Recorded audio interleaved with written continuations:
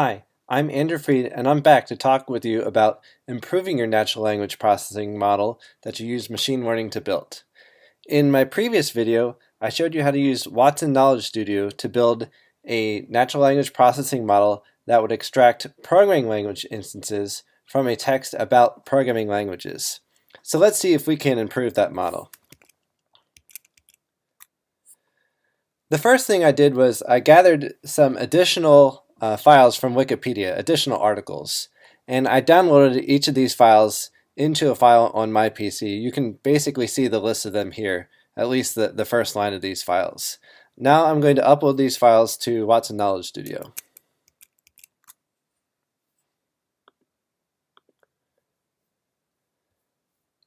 First thing I need to do is create a new document set that's going to include my new files. So let me just include one file this time. And now what I'm interested in is using my existing model to pre-annotate those new documents so that I have an easier time as a human doing annotating them. To annotate my documents, to pre-annotate my documents that is, I go over to the Annotator Component tab and hit the Machine Learning Model, and I get to pick which document set I want to pre-annotate.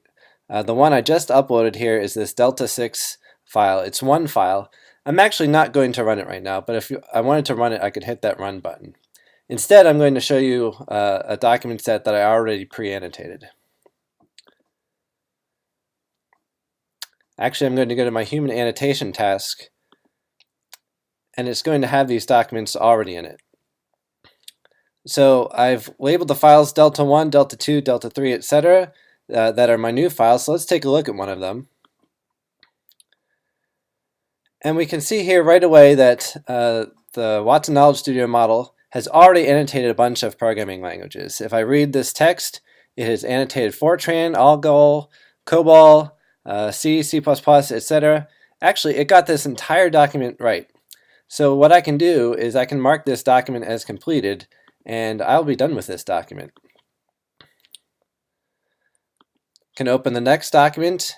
Again, this is a pretty short document, and again, from scanning it, I can see it's pre-annotated several instances of programming languages, and each of these are correct as well. I'm pretty lucky so far. I would have expected to have to correct something by now.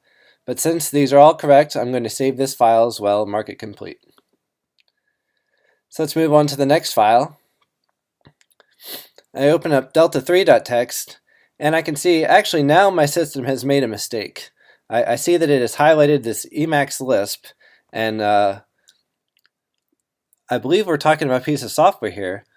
Actually, I take that back. Emacs Lisp would be a variant of Lisp that's only used for inside the Emacs editor. Wow, the model's doing a fantastic job here. If I felt that was wrong, I could have deleted that annotation, but in fact I'm going to put it back here. Last I see the mention of PostScript here.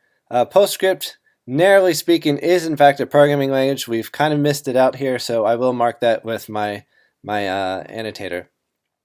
But you can see here, well, I finished this document now, but you can see that I've been able to go through these documents fairly quickly, in no small part due to the fact that the model has pre-annotated my documents.